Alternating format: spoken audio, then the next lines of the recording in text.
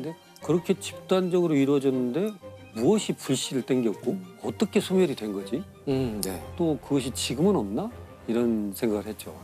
마녀사냥의 계기, 예. 시작. 그런 건 한 번도 생각해 본 적이 네, 없었던 그러게요. 것 같아요. 그럼 말씀하신 걸 들어보면 누군가 특정되는 인물이 있다는 얘긴데. 우선은 마녀를 잡는 망치라는 책을 썼거든요. 이게 이제 이 마녀를 잡는 망치. 이것은 마녀를 식별하는 요령부터 어떻게 재판하고 어떻게 처형하고 다 써놓은 책이에요. 이 책을 쓴 사람이 바로 하인리 크라머라는 사람이에요. 하인리히 크라머.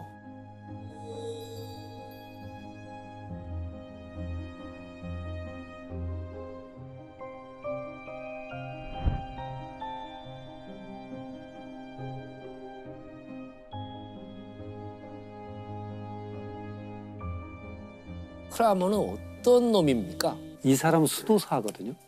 그리고 성직자예요. 예. 근데 이제 하인리 크라머는 1200년경에 교황이 발표한 이단 신문자.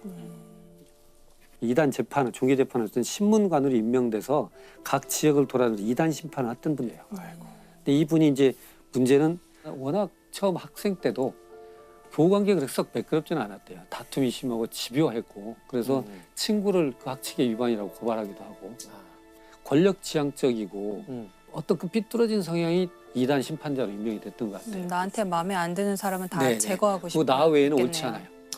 그런데 이크라마라는 사람이 한 도시를 가게 돼요. 네. 인스부르크라는 도시인데 거기에서 한 여성을 이제 마녀로 지목을 해요. 저 이단이다. 왜 마녀를 꺼내든 거죠? 그러니까 이단이라는 게 있었다가 갑자기 마녀로 넘어간 그건 거잖아요. 뭐냐면 이게 이단이라는 뜻은 하느님을 믿는다면 하느님의 반대 세력이 있어야 돼요. 이게 악마죠. 예. 그러니까 이 악마의 그룹 속에 마녀도 있다. 그리고 페미닌, 피메일 그러잖아요. 여성 페미나, 네. 페미니즘 그러죠. FE는 신앙이란 뜻이고 마이너스는 적다는 거죠. 페미나는 적다? 신앙이 적다는 뜻이에요. 그래서 여성들은 원래 신앙심이 적고 악마 유혹에 빠지기 쉽고 그래서 이들을 마녀라고 한다. 그래서 이 마녀를 척결해야 되는 것이 악마의 싸움에서 중요하다. 그래서 이 마녀를 척결해야 되는 것이 악마의 싸움에서 중요하다.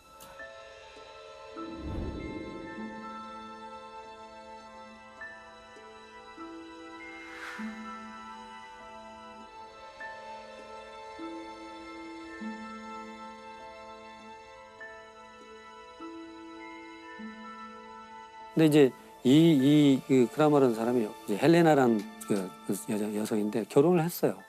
이분이 마녀다. 악마에 씌운 것 같다. 왜냐하면 남편이 바람 피우는 상대 여성을 아프게 했다. 또 네? 남편하고 내연 관계인 여자를 아프게 주술을 걸었다. 저주를 한 거죠. 저주를. 또 하나는 이 여성이 어떤 기사를 좋아했는데 그 기사한테 또 저주를 내렸다. 이게 이제 고소의 의미예요. 고발을 한.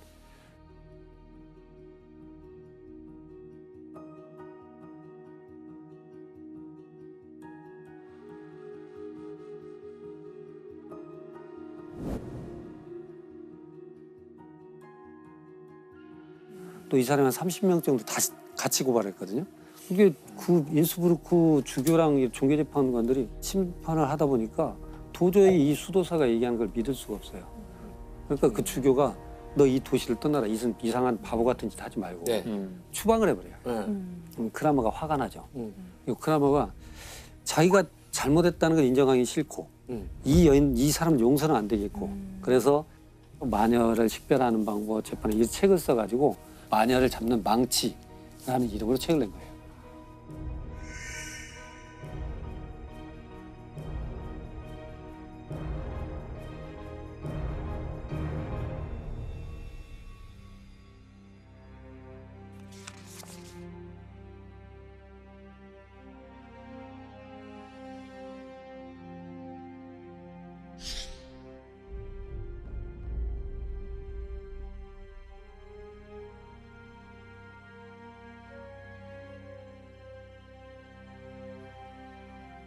이 크라마가 얼마나 교활하냐면 자콥 스프랭거라는 사람, 공동 저자거든요. 이 야콥 스프랭거라는 사람이 그 쾰른 대학의 신학부의 학장이에요. 예. 그런데 공저 앞에 일저자에 이 학장을 넣어요. 보통 자기가 앞에 와가지고 알파벳 순서대로 하면 하이니 크라마가 먼저 와야 돼요. 네. 제이콥 스프랭거보다. 근데 이 사람 앞에 세워요. 학장을. 그 사람이 더 권위가 있고 그렇죠. 유명하니까. 그렇게 하고 자기 뒤로 약간 빠지고. 그리고 또 하나는 그 도시에서 쫓겨나면서 굉장히 화가 나고 창피하기도 했겠죠. 네. 그래서 여기에 권위를 싣고 싶었던 거예요. 그래서 교황 칙서를 갖다 붙이고 그래서 이게 권위가 딱 생겨버렸죠. 그렇죠. 이것을 이제 배포하기 시작한 거예요. 근데 문제는 이게 1486년이거든요. 예. 이게 이제 기가 막힌 해예요. 인쇄술이 나옵니다. 구텐베르크에. 그렇지. 벌써 시작했고.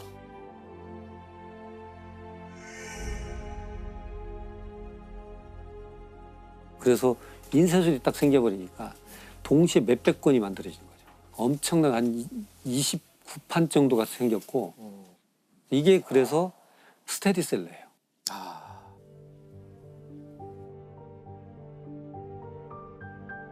또 하나는 재밌는 게 뭐냐면 지금 이렇게 두껍잖아요. 네. 일반인들이 읽기 편하게 하려고 큰 전지 같은 거에서 18번 접으면 딱 수첩이 돼요. 아. 들고 다니기 편하게.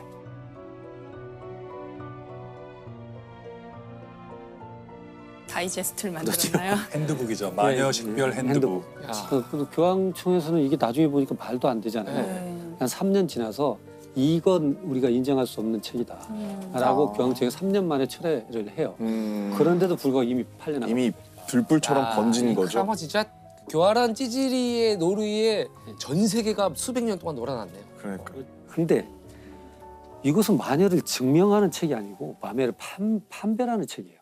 그 얘기는 뭐냐면 마녀가 아니라는 증거는 없어요. 아. 그러니까 여기에서 보면 우선은 신 박사님은 마녀예요. 제가요? 왜냐면 나이에 비해서 젊어 보여요. 좀 동안이 늙지 않았던 건 이 마녀의 힘을 판별법에 빌린 의하면 판별법에 그렇게 의하면. 마녀의 힘을 빌린 거. 아 여기 나와요 그게? 그렇지. 그다음에 너무 김상욱 동안이야. 교수님도 마녀예요. 왜? 왜냐면 지금 내 말을 들으면서 딴 생각을 하고 있어요. 저 마녀 동안이기도 해요. 동안이잖아요. 동안도 있고. 동안이잖아요. 이거 완전 미르게 관심법 아닌가요? 확실히 못하게. 뭐든지. 그러니까 혼잣말로 오늘 좀 어때? 너 누구랑 얘기했어? 마녀네. 어우, 야, 양말하게 너무 무섭다. 또 날씨가 흐리 콩물콩물해서 눈 올 것 같은데 너 마녀가 알려줬지. 교수인데 후디 입었어요. 후드 저러고 빗자루를 탈 거야. 이렇게 해서 말도 안 되는 걸로 갖다 붙이면 네. 그냥 무조건 구치소에 들어가야 돼요. 그러니까 세속의 심판이 아니죠. 네. 세속의 심판은 증인이 있어야 되고 증거가 있어야 되고 절차가 있는데 이건 그렇지 않아요. 우선 가둬놓고 신문을 시작해요. 물어봐요. 언제부터 마녀가 됐죠? 자백을 유도하는 건가요? 아니 마녀라고 봐요. 그냥 기정사실화 해놓고 언제부터 마녀가 되고 마녀 연애에 가서 뭘 했지? 뭐 먹었지? 누구를 봤지? 이렇게 물어요. 그렇게 해가지고 이렇게 대답을 않잖아요. 마녀의 힘을 가지고 있으니까 그냥 말로는 안 돼요. 강한 고통을 줘야 마녀가 얘기를 할 거예요. 그래서 1시간 동안 고문을 해요.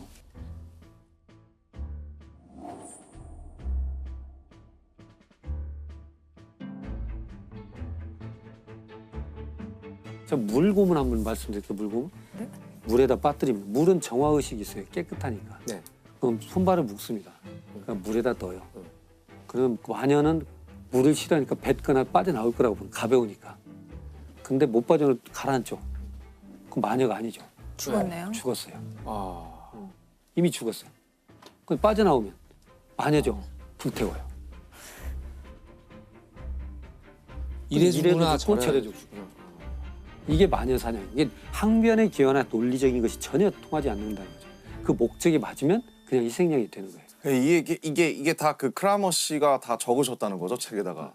도대체 이런 거를 왜 그렇게 사람들이 서명을 해주고 그 권위를 실어줬을까요? 왜 그랬을까를 보면 이게 사업이에요. 잡혀오는 순간부터 이 사람을 고발한 사람, 끌고 온 사람, 고문한 사람, 심판한 사람, 불 붙인 사람, 땅이 묻은 사람, 이 모든 돈을 이 사람이 내요. 죽은 사람이. 죽은 사람 돈으로 이걸 다 이루어져요. 그 재산을 털어내는 거죠. 그렇죠. 재산을 강탈하는 거네요. 그렇죠. 그래서 이게 남으면 다시 주교나 교황한테. 그러니까 어느 날부터는 가난하고 힘없고 혼자 사는 여성이었다가 돈 많은 사람이 타깃이 되기 시작해요. 어우. 그래서 이게 사업처럼 굴러가요.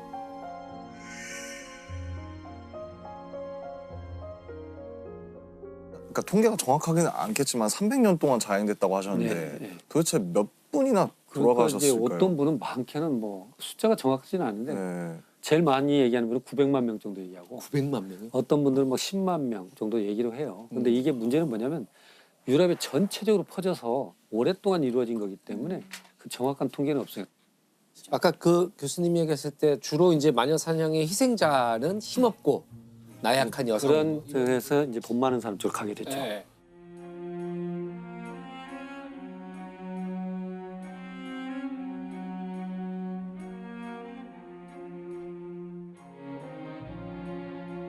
좀 보면 우리가 희생양 그러잖아요. 근데 제가 그 표현을 교황 바오로 2세가 정식 사과를 하거든요.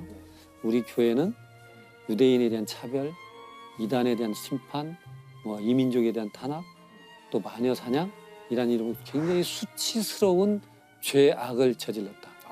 죄악을. 그래서 이 마녀 사냥에 희생된 여인들은 악마의 종이 아니고 무고한 희생자였음을 깊이 반성한다. 이렇게 정식으로. 정의감이 들 때 좀 네. 조심해요. 네. 이 정의감이 어디서 왔지? 이거 좀 알아봐야 돼요. 네. 내가 아, 어떤 네. 정의감이 들 때 이게 마녀 사냥도 마찬가지예요. 이 사람부터 많은 사람들이 처음에는 사람들의 정의감을 건드렸을 거예요. 이 마녀들이 우리에게 독을 풀고 사람들에게 저주를 죽이고 저걸 내버려두면 우리 공동체가 붕괴된다. 뭐 그렇잖아요. 네. 그래서 저는 우리 사회에 이제 이걸로 돈을 버는 사람들이라던가 다른 여러 가지 이득을 얻는 사람들이 정의감을 건드리거든요.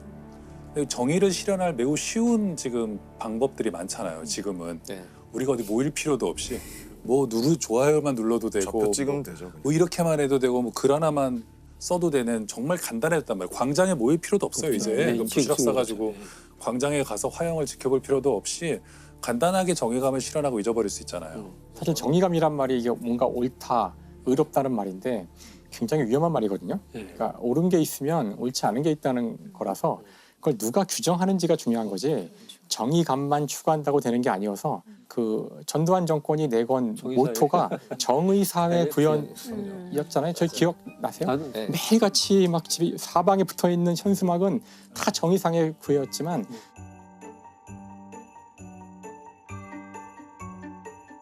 네, 그리고 사실 정의롭게 우리가 살거나 행동한다는 게 그렇게 간단할 리가 없거든요. 간단한 리가 없죠. 그렇죠. 그래서 그 책이 있잖아요. 정의란 무엇인가.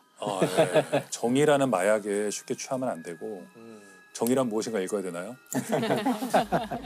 그래서 그 정의감을 보충해 주는 게 이런 책이에요. 책이 무서운 이유가 사실 이게 내가 하는 게 잘한 일인가? 이거 옳을까 할 때 자, 이 책을 보면 이 책이 나한테 어떤 이론적 근거를 주는 거예요.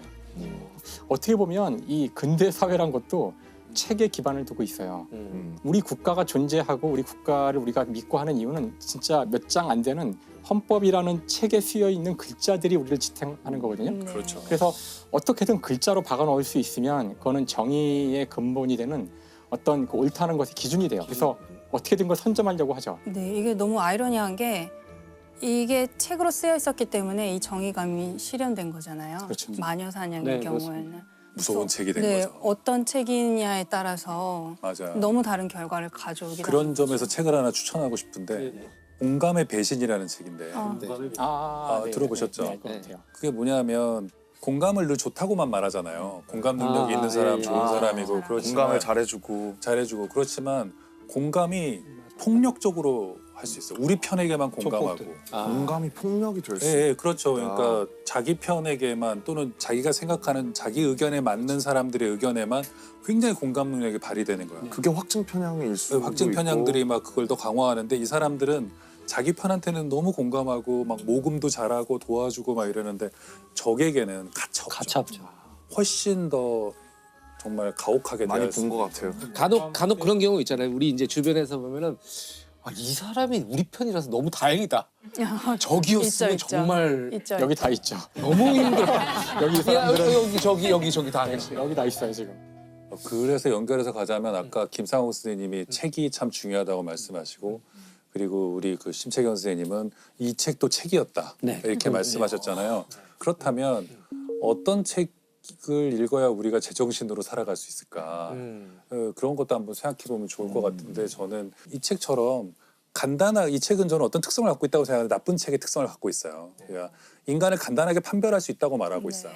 간단한 몇 가지로 인간을 판단할 수 있고 그리고 정의감을 쉽게 만족시킬 수 있다고 말하고 있어요. 네. 그래서 세상 이치는 간단하고 모든 것은 정해져 있다고 말하는 책은 우리가 나쁜 책이라고 생각할 수 있을 것 같아요.